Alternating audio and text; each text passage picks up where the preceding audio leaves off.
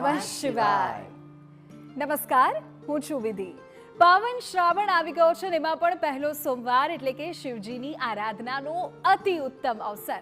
ત્યારે આ શ્રાવણ પર શું છે ખાસ? આ શ્રાવણ પર કયા બને છે વિશેષ સંયોગ, અને આ સંયોગથી કેવી રીતે થશે આપની મનોકામનાની પૂર્તિ?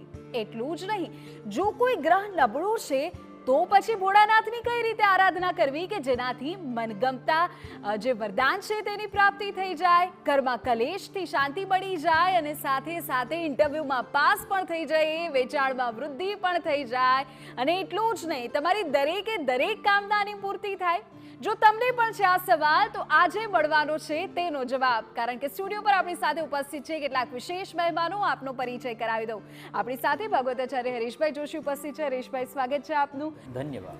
ડોક્ટર મૌલીબેન રાવલ ઉપસ્થિત છે, જાણીતા જ્યોતિષાચાર્ય. આપનું સ્વાગત છે. નમસ્કાર. અને અભિમન્યુભાઈ, આચાર્ય અભિમન્યુ, આપનું પણ સ્વાગત છે. નમસ્કાર.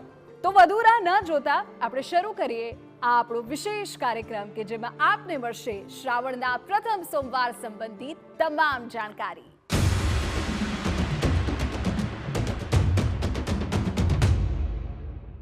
તો શ્રાવણની શરૂઆત અને પહેલો સોમવાર આવી ગયો છે, ત્યારે હરેશભાઈ, મારે સૌથી પહેલા આપને પૂછવું છે કે આ શ્રાવણ પર કોઈ વિશેષ યોગ બને છે?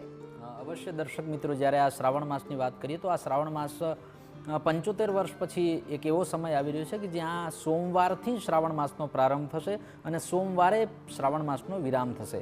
સાથે સાથે આ શ્રાવણ માસની અંદર 5 સોમવાર આવી રહ્યા છે. એટલે ભગવાન શિવ એ પંચવક્ત્રેશ્વર છે. એક વક્ત્રની પૂજા કરવા માટે એક સોમવાર, તો આપ આખા શ્રાવણ માસ દરમિયાન પ્રતિ સોમવાર એક વક્ત્રની પૂજા કરો છો, તો શ્રાવણ માસ દરમિયાન પંચવક્ત્રની પૂજા કરવાનો આ દુર્લભ સંયોગ, સાથે 9 જેટલા અમૃત સિદ્ધિયોગ, સર્વાર્થ સિદ્ધિયોગ જેવા અનેક સિદ્ધિયોગો પણ આ માસમાં દેખાઈ રહ્યા છે. મૌલીબેન, મેં એવું સાંભળ્યું છે કે શ્રાવણની શરૂઆતનો જે સમય આપણે જોતા હોય તો આ વખતે પહેલો સોમવાર જ છે, પરંતુ એની પાછળ પણ કોઈ સમય છે? રવિવારથી જ શરૂ થઈ જાય છે એવું છે કે સોમવારથી જ શરૂ થાય છે? કારણ કે એ થોડું લોકોમાં કન્ફ્યુઝન છે. જી વિધિ, એકચ્યુઅલી એમાં એવું છે કે જ્યારે શ્રાવણ મહિનાની શરૂઆત થાય છે પ્રતિપદાથી થાય છે. જ્યારે પ્રતિપદા તિથિ છે ને એ 4 ઓગસ્ટ રવિવારના રોજ સાંજે 4:45 બેસી જાય છે. પરંતુ આપણા હિન્દુ શાસ્ત્ર અને પંચાંગમાં જણાવ્યા મુજબ આપણે સૂર્યોદયથી જ તિથિઓની ગણના કરતા હોઈએ છીએ. માટે આપણે બીજા દિવસે એટલે કે સોમવારે સવારે સૂર્યોદયનો જે સમય છે આપણો અમદાવાદનો, એટલા જ વાગ્યેથી આપણે દ્વિતીય તિથિથી સોમવારે આપણે શ્રાવણ મહિનાની શરૂઆત થશે. માટે આપણે 5 ઓગસ્ટથી શ્રાવણ મહિનો શરૂઆત ગણવાનો છે. તો નોંધી લેજો, 5મી ઓગસ્ટથી શ્રાવણની શરૂઆત થઈ રહી છે અને આ વખતે 5 સોમવાર છે. આ સિવાય કોઈ વિશેષ યોગ છે અભિમન્યુભાઈ? જી અવશ્ય. આ વખતે શ્રાવણ મહિનાની અંદર જે રૂટીનમાં આપણે દિવસોમાં જોતા હોઈએ કે ઘણા બધા સારા યોગો તો બનતા જ હોય છે, પણ વિશેષ યોગો વિશેષ દિવસે જ બનતા હોય છે. તો આ વખતે શ્રાવણ મહિનાની અંદર નવપંચક અને ષષ્ઠ નામના ઉત્તમ કોટીના દિવ્ય યોગોનું રચના થઈ રહી છે. તો મિત્રો, આ શ્રાવણ મહિનાની અંદર ને આ યોગોની અંદર જો કોઈ પણ આપણે શિવજીનું આરાધન કરીએ, શિવજીની ઉપાસના કરીએ, તો ચોક્કસપણે પરિવારમાં વૃદ્ધિ, સંતતિ, સંપત્તિ ઇત્યાદિ તમામ જે જીવનના લાભો છે, જે ભૌતિક લાભો છે, એની આપણને ભગવાન શિવની દ્વારા, એમની કૃપા દ્વારા પ્રાપ્ત થશે. તો તમે જાણ્યું ને કેટલો ખાસ છે આ શ્રાવણ મહિનો, કેટલા વિશેષ સંયોગ સાથે આવ્યો છે આ શ્રાવણ મહિનો. પણ હવે જ્યારે પહેલા સોમવારની આપણે વાત કરવી હોય ત્યારે ઘણા લોકોને સવાલ થતો હશે કે શું દરેક વ્યક્તિ માટે પૂજાની પદ્ધતિ સરખી હોઈ શકે? હરેશભાઈ, આનો જવાબ આપની પાસેથી જોઈએ છે. શું દરેક વ્યક્તિ માટે પૂજાની રીત અલગ અલગ હોય, સરખી હોય, કે વ્યક્તિની કુંડળીના ગ્રહ આધારિત નક્કી થાય? અવશ્ય દર્શક મિત્રો, જ્યારે પૂજા પદ્ધતિની વાત છે તો કયા વ્યક્તિએ કયા જ્યોતિર્લિંગ સ્વરૂપે પૂજા કરવી જોઈએ અથવા તો કઈ રીતે પૂજા અર્ચના કરવી જોઈએ, તો સૌથી પહેલાં વાત કરીએ કે સૂર્ય એટલે ગ્રહોના રાજા છે સૂર્ય. તો સૂર્ય જેમનો નીચનો છે અથવા તો સૂર્ય આધારિત જેમને થોડા ઘણા પ્રોબ્લેમ્સ ઊભા થયા છે, ખાસ કરીને સૂર્યની રાશિ એટલે કે સિંહ રાશિના જાતકોએ, આવા જાતકોએ પૂજા અર્ચના કરવી હોય ત્યારે રામેશ્વરમ જ્યોતિર્લિંગની પૂજા અર્ચના કરવી જોઈએ. એટલે આરોગ્યમ ભાસ્કરાદિ છે, જેને હેલ્થ રિલેટેડ ઇસ્યુ ઊભા થયા છે, એમણે પણ રામેશ્વરમ જ્યોતિર્લિંગની પૂજા અર્ચના કરવી જોઈએ. ખાસ કરીને કયું દ્રવ્ય હોવું જોઈએ, તો આરોગ્ય માટે કેસરયુક્ત જલ અથવા તો દર્ભયુક્ત જલ દ્વારા અભિષેક કરવો જોઈએ. સાથે ભગવાન સૂર્યનારાયણને પીળા મીઠાઈ અને મોસંબી એ દ્રવ્ય સ્વરૂપે એટલે કે નૈવેદ્ય સ્વરૂપે અર્પણ કરવું જોઈએ. સાથે ધાન્યની વાત કરીએ તો ભગવાન સૂર્યનારાયણને પ્રિય એવા કોઈ પણ ધાન્ય આપ પધરાવી શકો છો. ઘઉં વગેરે જે ધાન્ય છે એ ધાન્ય ભગવાનને અર્પણ કરવા જોઈએ. સાથે સાથે જ્યારે મંત્રની વાત કરીએ તો ઓમ રામેશ્વરાય નમઃ અથવા તો રામ રામાય નમઃ આ મંત્રનો જપ કરવો જોઈએ. જે મંત્રનો જપ કરવા માટે વેલિડ માળા છે અથવા તો જે માળાથી જપ કરી શકો એ પંચમુખી રુદ્રાક્ષ દ્વારા જપ કરી શકાય. ત્યારબાદ બીમારીવાળા લોકોએ અથવા તો મન જેનું ચંચળ છે એવા વ્યક્તિઓએ ભગવાન સોમનાથ મહાદેવની ઉપાસના કરવી જોઈએ.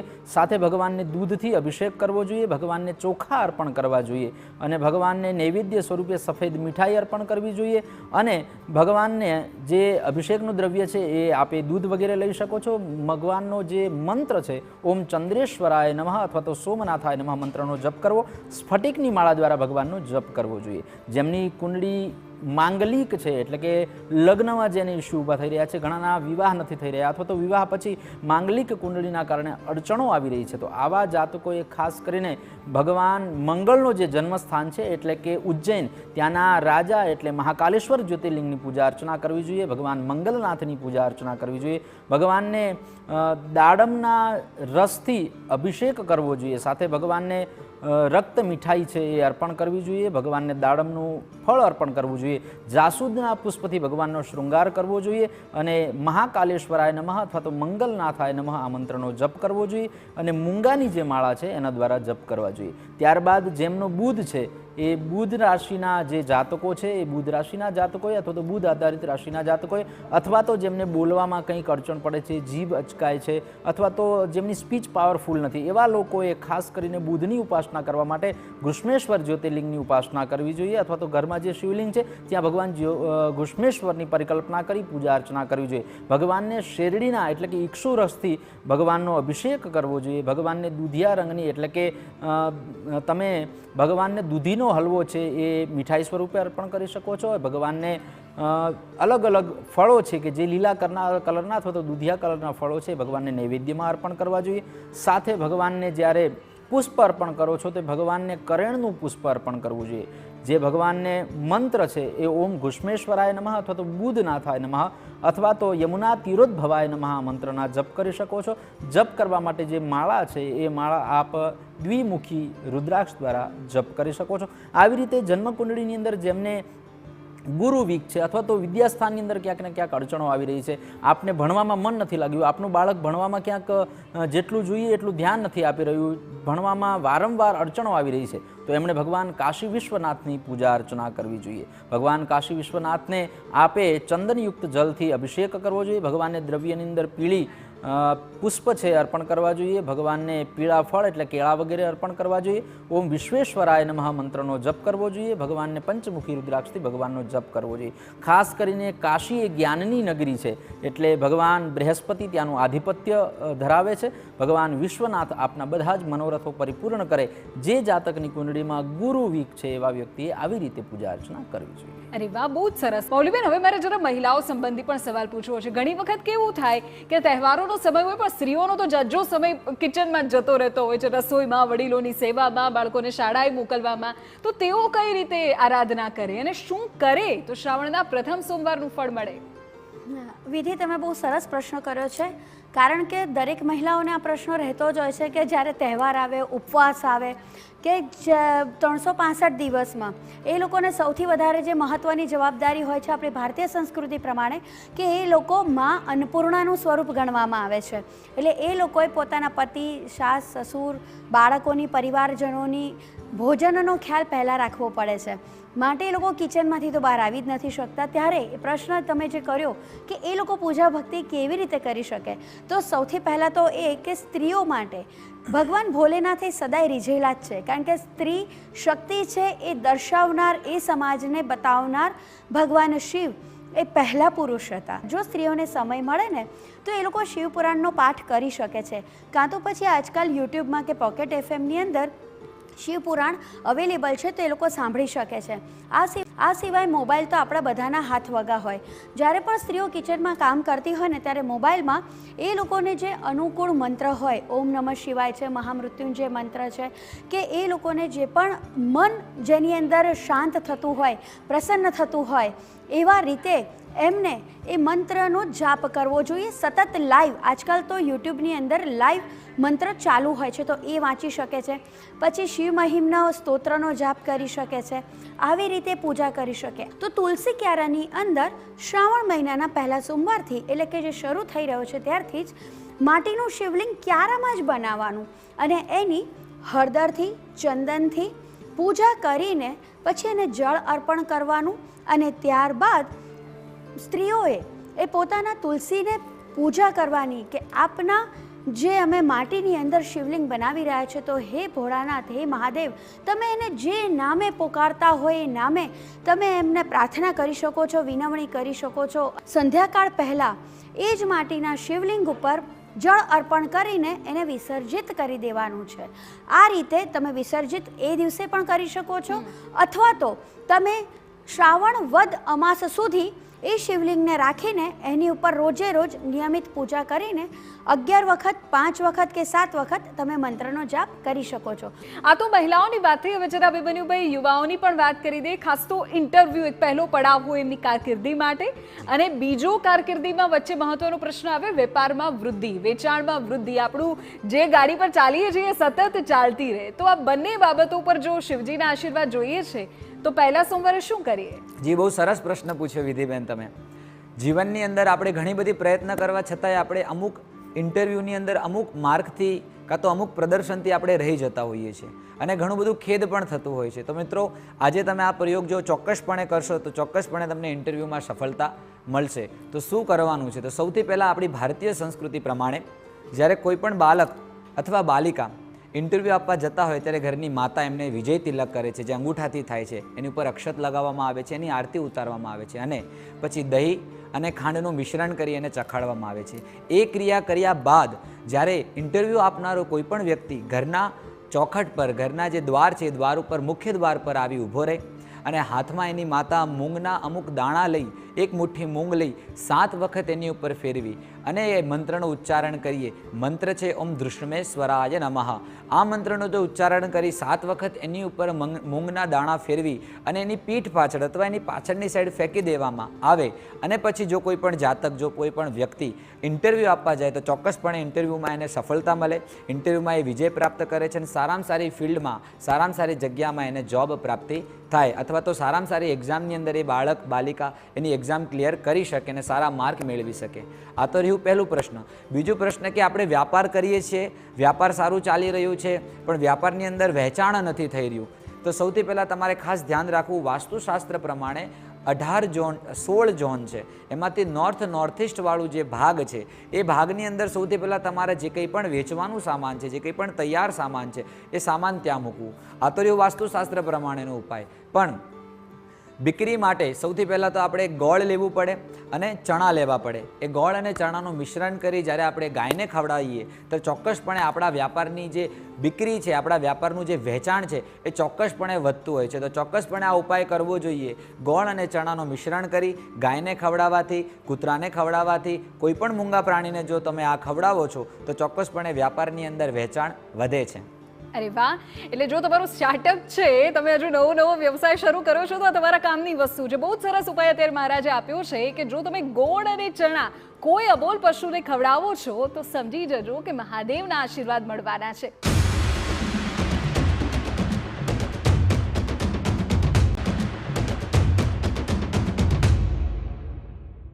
હરેશભાઈ, આપણે થોડી વાર પહેલા ગ્રહોની વાત કરી રહ્યા હતા. આપણે સૂર્ય ગ્રહની વાત કરી, આપણે મંગળની વાત કરી, આપણે બુધ અને ગુરુની પણ વાત કરી. પરંતુ લોકો જેનાથી ડરે છે ને, શનિ, રાહુ, કેતુ હજુ બાકી છે. તો જરા એ જણાવી દો કે જો એ સંબંધી કોઈ સમસ્યા હોય કુંડળીમાં તો પછી શિવજીની આરાધના કેવી રીતે કરવી? અવશ્ય. જ્યારે શુક્ર, શનિ, રાહુ, કેતુ વિશે વાત કરીએ તો સૌથી કલિયુગનો જો પ્રધાન ગ્રહ કોઈ હોય ને તો એ શુક્ર છે. કારણ કે શુક્ર એ બધી જ પ્રકારની વૈભવી લાઈફ પ્રદાન કરનાર ગ્રહ છે. એટલે ઓલમોસ્ટ બધાને એવું હોય કે મારો શુક્ર થોડો પાવરફુલ હોય અથવા તો શુક્ર દ્વારા જે પ્રાપ્ત થનારી વૈભવ છે મને પ્રાપ્ત થાય. તો સૌથી પહેલાં શુક્ર છે એ એક તો વિવાહ જીવનનો પણ કારક ગ્રહ છે. એટલે શાસ્ત્ર કહે છે દાંપત્યાર્થમ ઉમામ સતીમ. જો તમારે દાંપત્ય જીવનની પ્રાપ્તિ કરવી છે, સારા એવી તમારું વિવાહ જીવન સારું ચાલે અથવા તો પારિવારિક જે પતિ પત્નીના કલહો છે એ બધા દૂર થાય એના માટે શાંબ સદાય શિવાય નમઃ આ મંત્રનો જપ ખાસ કરવો જોઈએ. સાથે શુક્રને પાવરફુલ કરવા માટે અથવા તો શુક્ર જે તમારી કુંડળીમાં અશુભ સ્થાન છે તો એ શુભ સ્થાન પર પહોંચાડવા માટે સૌથી પહેલાં આપે શું કરવું પડશે? તો આપે સૌથી પહેલાં જે જ્યોતિર્લિંગની પૂજા અર્ચના કરવાની છે, જ્યોતિર્લિંગ છે ભીમનાથ મહાદેવ, ભીમેશ્વરાય નમઃ જ્યોતિર્લિંગની ઉપાસના કરવાની છે. સાથે સાથે શુક્રને રીઝવવા માટે આપણે શર્કરાયુક્ત જે જળ છે એટલે સાકરનું જે જળ છે એ સાકરના જળથી ભગવાનની ઉપર અભિષેક કરવાનો છે. ભગવાનને પારિજાતનું પુષ્પ અર્પણ કરવાનું છે. ભગવાનને પારિજાત પુષ્પ અર્પણ કરવાથી ભગવાન આપની ઉપર પ્રસન્ન થશે. અને સાથે સાથે ઓમ ભીમેશ્વરાય નમઃ મંત્રનો જપ કરવાનો છે. ભગવાનને નૈવેદ્યની અંદર વાત કરીએ તો નૈવેદ્યની અંદર ભગવાનને જે શુક્ર આધારિત જે નૈવેદ્ય છે એટલે કે તમે જાંબુ વગેરે ભગવાનને પ્રદાન કરી શકો છો અથવા તો પછી તમે ગુલાબ જાંબુ પણ ભગવાનને ભોગમાં પ્રદાન કરી શકો છો. આપ સપ્તમુખી રુદ્રાક્ષથી માળા પણ કરી શકો છો. ત્યારબાદ સૌથી પ્રધાન ગ્રહ ન્યાયના દેવતા એટલે કે ભગવાન શનિ મહારાજ. તો શનિ મહારાજનું ઉત્પત્તિ સ્થાન જે છે એ સૌરાષ્ટ્ર દેશોદ્ભવ કાશ્યપ ગોત્રોત્પન્ન ભો શનિશ્ચર ઇહાગચ્છ ઇહતિષ્ઠ. તો શનિ મહારાજને રાજી કરવા માટે જો કોઈ પણ વ્યક્તિને રાજી કરવો હોય ને તો પોતાનો પ્રાંતીય હોય ને તો એ બહુ જલ્દી રાજી થાય. એટલે ભગવાન શનિ મહારાજને પ્રસન્ન કરવા માટે સૌરાષ્ટ્રે સોમનાથંચ શ્રી શૈલે મલ્લિકાર્જુનમ. તો ભગવાન સોમનાથ મહાદેવ અને સાથે નાગેશ્વર દારૂકાવનની અંદર બિરાજિત છે. એ નાગેશ્વર જ્યોતિર્લિંગની પૂજા અર્ચના કરવી જોઈએ. નાગેશ્વરાય નમઃ મંત્રનો જપ કરવો જોઈએ. અને સાથે સાથે ભગવાન નાગેશ્વરને દૂધ અર્પણ કરવું જોઈએ. ભગવાનને દૂધયુક્ત જલથી અભિષેક કરવો જોઈએ. સાથે ભગવાનને જ્યારે આપણે વાત કરીએ કે શનિ મહારાજને નૈવેદ્યમાં શું અર્પણ કરવું જોઈએ તો કાલા જામુન ભગવાનને અર્પણ કરી શકાય છે. સાથે સાથે તલ એ નૈવેદ્ય સ્વરૂપે અથવા તો ધાન્ય સ્વરૂપે ભગવાનની ઉપર અર્પણ કરી શકાય છે. કાળા તલયુક્ત જલ છે એ ભગવાન શનિ મહારાજની પ્રીતિ માટે થઈને ભગવાન નાગનાથ અને ભગવાન નાગેશ્વરને અર્પણ કરવા જોઈએ. અને સાથે નાગેશ્વરાય નમઃ અથવા તો નાગનાથાય નમઃ આ મંત્રનો જપ કરવો જોઈએ. પછી જ્યારે આવે છે રાહુ મહારાજ. રાહુ મહારાજ કુંડળીમાં અશુભ સ્થાન ઉપર હોય તો ખાસ કરીને જો સપ્તમ સ્થાન પર છે તો વિવાહ ભંગના યોગ બનતા હોય છે. સાથે સાથે જો રાહુ મહારાજ સપ્તમ સ્થાન ઉપર છે અને સારી સ્થિતિમાં છે તો આપને વિદેશ યાત્રા પણ કરાવે છે, વિદેશના યોગ પર. તો આજકાલ સૌથી વધારે લોકોને એક મહત્વાકાંક્ષા હોય છે કે અમે વિદેશ ક્યારે જશું, અમારા વિઝા ક્યારે પાસ થઈ જશે, અમે ક્યારે એજ્યુકેશન પ્રાપ્ત કરવા માટે, અમે ભણવા માટે. તો ભગવાન શિવનો સિદ્ધો જ્ઞાનમ ઇચ્છેદ મહેશ્વરાત.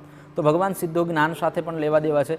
તો આવા જાતકોએ જેમનો રાહુ છે એ રાહુ રિલેટેડ ઉપાયો કરવા માટે તો સૌથી પહેલાં ભગવાન રાહુ મહારાજને અભિષેકની અંદર અલગ અલગ ધાન્યનું જળ છે એ ભગવાનને અર્પણ કરી શકો છો. સાથે સાથે ભગવાનને હરિદ્રાયુક્ત જલથી પણ ભગવાનનો અભિષેક કરી શકો છો. ભગવાનને તમે બરફી એ નૈવેદ્ય સ્વરૂપે અર્પણ કરી શકો છો. અને ભગવાન ત્રંબકેશ્વર જ્યોતિર્લિંગની પણ સાથે સાથે ઉપાસના કરવી જોઈએ. કારણ કે ત્રંબકેશ્વર જ્યોતિર્લિંગ એ ભગવાન રાહુ મહારાજનું ઉપાસ્ય દેવ છે. સાથે સાથે ભગવાનને જ્યારે માળાથી જપ કરવાની વાત આવે તો રુદ્રાક્ષની કોઈ પણ માળાથી અથવા તો પછી આપ કૃષ્ણવર્ણના રુદ્રાક્ષથી ભગવાનની જપ વગેરે કરી શકો છો. ખાસ કરીને રાહુ મહારાજને પ્રબલ કરવા માટે, વિદેશ યાત્રા વગેરે કરવા માટે ભગવાન ત્રંબકેશ્વરાય નમઃ આ મંત્રનો જપ કરવો જોઈએ. અંતમાં આવે છે કેતુ મહારાજ. જો કેતુ મહારાજ આપની કુંડળીમાં 12મા સ્થાને પડ્યા છે તો આપને કેદ વગેરે થવાના યોગો બનતા હોય છે. તો આવાની અંદર ખાસ કરીને લઘુરુદ્ર કરવો જોઈએ, રુદ્રાભિષેક કરવો જોઈએ. રુદ્રાભિષેક વગેરે નથી કરી શકતા તો એ સમયે ભગવાનના આપના ઉપાસ્ય જે આપના ઈષ્ટદેવ છે એમની સાથે ભગવાન કેદારનાથ મહાદેવની પૂજા અર્ચના કરવી જોઈએ. કેદારેશ્વરાય નમઃ મંત્રનો જપ કરવો જોઈએ. સાથે સાથે ભગવાનને જે અભિષેક દ્રવ્ય છે તો ભગવાનને અભિષેક દ્રવ્યની અંદર આપ દૂધ અને મધથી પણ ભગવાનનો અભિષેક કરી શકો છો. ભગવાનને જે નૈવેદ્ય સ્વરૂપે છે તો નૈવેદ્ય સ્વરૂપે આપ ભગવાનને સુખડી અર્પણ કરી શકો છો. ભગવાનને જે પુષ્પ અર્પણ કરવાનું છે એ મદાર પુષ્પ એટલે કે આકડાનું પુષ્પ ભગવાનને અર્પણ કરવાનું. ખાસ કરીને મદાર પુષ્પ ભગવાન શિવજીને અર્પણ કરવાનું. એમાં સોમવાર અને એમાં શ્રાવણ માસમાં અર્પણ કરવામાં આવે તો જેમને પોતાનો ઘરનું ઘર નથી બની રહ્યું એવા જાતકો માટે આ ખૂબ સફળ ઉપાય છે કે આપ મદાર પુષ્પ ભગવાનને અર્પણ કરો છો તો એનાથી ભગવાન મહાદેવજી આપની ઉપર પોતાનું ગૃહ નિર્માણ થાય એવા આશીર્વાદ આપને પ્રદાન કરશે. ભગવાન કેદારનાથાય નમઃ અથવા તો કેદારેશ્વરાય નમઃ મંત્રનો જપ અવશ્ય આવા જાતકોએ કરવો જોઈએ. જો આ રીતે ભગવાનની ઉપાસના કરવામાં આવે છે તો બારે બાર જ્યોતિર્લિંગની પૂજા સાથે સાથે આપના નવગ્રહો પણ આપને અનુકૂળ બનશે. આપણે મહિલાઓની વાત કરતા હતા મૌલીબેન, તો બહેનોને હંમેશા એવું હોય એમની સૌથી પહેલી પ્રાયોરિટી એમના સંતાનો હોય અને એમના ઘરની શાંતિ હોય. તો એના માટે શું કરી શકાય આ શ્રાવણના પહેલા સોમવારે? શ્રાવણના પહેલા સોમવારે બાળકોની અને પોતાના ઘરની સુખ શાંતિ માટે સ્ત્રીઓ એટલું જ કરી શકે. 5, 7, 11, 21, 31, 51, 71, 108 ની સંખ્યાની અંદર જેટલી યથાશક્તિ હોય બહેનોની એ લોકો લઈને બિલીપત્ર ઉપર ચંદનથી ઓમ નમઃ શિવાય લખે અને એ જેટલું પણ લખાશે એ લખીને ભોળાનાથના ચરણોમાં પોતાની અરજી મૂકવાની છે અને એમને આ જે બિલીપત્ર છે એ તુલસી ક્યારે મેં આગળ જણાવ્યું એમ એ જે શિવલિંગ બનાવ્યું છે એની ઉપર પણ એ લોકો ચઢાવી શકે છે. કંઈ જ ના કરી શકાય ને તો આ શ્રાવણ મહિનામાં ખાલી ચંદનયુક્ત પાણી જો તમે શિવને અર્પણ કરશો ને અને પછી તમે પોતે જ જોશો, મારે કશું જ બોલવાની જરૂર નથી. બહુ જ સરસ અને સરળ ઉપાયની તમે વાત કરી. અને અભિમન્યુભાઈ, હવે જ્યારે બહેનોની વાત તો થઈ ગઈ, આજકાલ છે ને અત્યારનો જે સમય છે ને લોકો મનથી ઘણા થાકી જતા હોય છે, માનસિક બીમારી ખૂબ વધી ગઈ છે, ખૂબ નાની ઉંમરમાં પણ લોકો સ્ટ્રેસમાં હોય, ડિપ્રેશનમાં હોય. તો આવી જ્યારે સ્થિતિ વ્યક્તિના જીવનમાં આવે છે એ પછી ઉંમરનો કોઈ પણ પડાવ હોય તો એ સમય કયો ઉપાય કરી શકાય? જી, બહુ સરસ પ્રશ્ન કર્યો છે વિધિબેન તમે. જ્યારે પણ તમને આવા ભયાવહ સપનો આવતા હોય ત્યારે ચોક્કસપણે ભોજપત્રની ઉપર સિંદૂરથી ઓમ નમઃ શિવાય આ જે મંત્ર છે, પંચાક્ષર મંત્ર, એ ભોજપત્ર ઉપર લખી સિંદૂરથી એની ચિઠ્ઠી બનાવી એ જાતક જ્યારે સૂતા હોય કોઈ પણ વ્યક્તિના તકિયાની નીચે મૂકવાથી અને પ્રતિ દિવસ 11 વખત અથવા 21 વખત ઓમ નમઃ શિવાય આ મંત્રોનો જો ઉચ્ચારણ કરીશું તો ચોક્કસપણે ભયાવહ સપનાઓ દૂર થશે. બીજો પ્રયોગ કે આજના જમાનાની અંદર લોકો ઘણા બધા પ્રયત્નો કરે છે પણ કોઈ 10માં ફેલ થઈ જાય, કોઈ 12માં ફેલ થઈ જાય, કોઈએ ઘણું બધું IPS IASની તૈયારી કરી છે પણ ઘરનું બાળક પાસ નહીં થઈ રહ્યું અને ડિપ્રેશનમાં આવી જાય છે. તો ચોક્કસપણે જ્યારે પણ તમારા ઘરની અંદર આવું કોઈ બનાવ બની રહ્યું હોય છે તો દરેકે વ્યક્તિ એમની રાશિ પ્રમાણે રુદ્રાક્ષ ધારણ કરવું જોઈએ. જેમ કે મેષ રાશિ હોય તો એને 11 મુખી રુદ્રાક્ષ, 2 મુખી અથવા 4 મુખી રુદ્રાક્ષ ધારણ કરવું જોઈએ. વૃષભ રાશિ હોય તો એને 6 મુખી રુદ્રાક્ષ ધારણ કરવું જોઈએ. મિથુન રાશિ હોય તો એને 8 મુખી રુદ્રાક્ષ ધારણ કરવું જોઈએ. કર્ક રાશિ હોય તો એને 12 મુખી અથવા તો 14 મુખી રુદ્રાક્ષ ધારણ કરવું જોઈએ. અને સિંહ રાશિના જાતકોને જ્યારે પણ માનસિક તકલીફો થઈ રહી છે, મૂડ સ્વિંગ આવી રહ્યા છે, તો સિંહ રાશિના જાતકોને પંચમુખી રુદ્રાક્ષ ધારણ કરવું જોઈએ. કન્યા રાશિના જાતકોને જો રુદ્રાક્ષ ધારણ કરવું હોય તો 16 મુખી રુદ્રાક્ષ ચોક્કસપણે ધારણ કરવું જોઈએ. અને તુલા રાશિના જાતકોને જો માનસિક તકલીફો થઈ રહી છે તો તુલા રાશિના જાતકોએ 6 મુખી અને 3 મુખી અને 1 મુખી રુદ્રાક્ષ ધારણ કરવાથી માનસિક તકલીફો દૂર થાય છે. વૃશ્ચિક રાશિના જાતકોને 9 મુખી રુદ્રાક્ષ ચોક્કસપણે ધારણ કરવું જોઈએ. ધન રાશિના જાતકોને 11 મુખી અને એક ગૌરી શંકર નામનું રુદ્રાક્ષ આવે છે જેમાં ભગવાન શિવ અને માતા પાર્વતીનો સમન્વય છે. તો ચોક્કસપણે એ ગૌરી શંકર અને 11 મુખી રુદ્રાક્ષ ધારણ કરવું જોઈએ.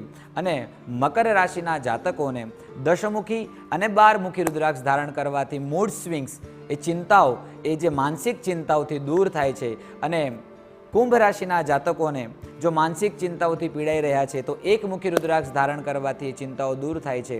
અને મીન રાશિના જાતકોને પંચમુખી, 6 મુખી અને 9 મુખી રુદ્રાક્ષ ધારણ કરે તેની માનસિક ચિંતાઓ દૂર થાય છે. અને બીજું સરસ ત્રીજું પ્રશ્ન વિધિબેને કર્યું કે કર્જ મુક્તિ. હા, ઘણી વખત આપણે બિઝનેસ કરવા માટે કે ઘરની અંદર કોઈ આકસ્મિક તકલીફ ઊભી થઈ હોય તો આપણે કોઈના જોડેથી ઉધાર રૂપિયા લેતા હોઈએ અથવા ઘર લીધું છે તો બેંકમાંથી લોન લીધું છે, ગાડી કે કોઈ પણ વસ્તુ માટે આપણે લોન લીધી છે કે ઉધાર રૂપિયા લીધા છે, કોઈ વ્યાજ ઉપરથી રૂપિયા લઈ આવે છે અને જે પૈસા લાવે છે એને આપવાની દાણત હોય છે પણ એની પરિસ્થિતિ એવી હોય છે કે એ કર્જમાંથી મુક્ત ન થતું હોય, એનું કર્જ વધતું જાય છે. તો ભગવાન શિવની કૃપાથી જો તમે આ પ્રયોગ કરો તો ચોક્કસપણે શનૈ ધીરે ધીરે તમારું કર્જ દૂર થાય. સૌથી પહેલાં તમારા શરીરના માપનું એક કાળું ધાગું લેવાનું, એક કાળો દોરો લેવાનો. એ કાળું તમારા શરીરના તમારી હાઇટના માપનું લઈ અને ચોટલીવાળું શ્રીફળ લઈ એ શ્રીફળની ઉપર એ કાળા ધાગાને વીંટવવાનું. વીંટવ્યા પછી ભગવાન શિવનું કોઈ પણ મંત્ર જે તમને યોગ્ય લાગે, કે જે તમને સહેલું પડે, જે તમને સરળ પડે એવું કોઈ પણ મંત્ર બોલી એ શ્રીફળને વહેતા પાણીની અંદર, કહેવાનો ભાવ છે કે નદીની અંદર, વહેતું પાણી અર્થાત નદી, તો એ શ્રીફળને જો નદીમાં તમે પધરાવો તો ચોક્કસપણે તમારી ઉપરથી કર્જ મુક્તિ, જે તમારા ઉપર કર્જ છે, જે દેવું છે એ તમારાથી દૂર થાય. એ તો આ ઉપાય છે. ને બીજું એનાથી સરળ ઉપાય જો જાણવું હોય તો સૌથી પહેલાં આ શ્રાવણ મહિનાની અંદર ભગવાન શિવના જે 11મા અવતાર છે એવા હનુમાનજી મહારાજ, અને હનુમાનજી મહારાજને શનિવારના દિવસે સિંદૂર લગાવી અને લાલ કલરની મીઠાઈ જે લાલ જેનું મીઠાઈનું રંગ લાલ હોય એવી લાલ કલરની મીઠાઈ અર્પણ કરી અને હનુમાનજી મહારાજને પ્રાર્થના કરીએ કે હે પ્રભુ હનુમાનજી મહારાજ મને કર્જમાંથી મુક્ત કરો. અને ભગવાન હનુમાનજી મહારાજનું કોઈ પણ મંત્રોચ્ચાર કરી, કોઈ પણ ભાવ થકી આપણે મંત્રોચ્ચાર કરી અને જે વસ્તુ ભગવાન હનુમાનજી મહારાજને અર્પણ કરીએ તો પણ કર્જમાંથી મુક્તિ મળે છે. એની વાત એટલે કે એક શ્રીફળ માત્રથી પણ તમારી સમસ્યા દૂર થઈ જાય, દેવું દૂર થઈ જાય અને સાથે મનનો જે બોજો છે એ પણ હળવો થઈ જાય. ખૂબ સરસ જાણકારી આપી. તો શ્રાવણના પ્રથમ સોમવાર પરની અમારી વિશેષ રજૂઆતમાં અત્યારે બસ આટલું જ. રજા આપશો. ઓમ નમઃ શિવાય.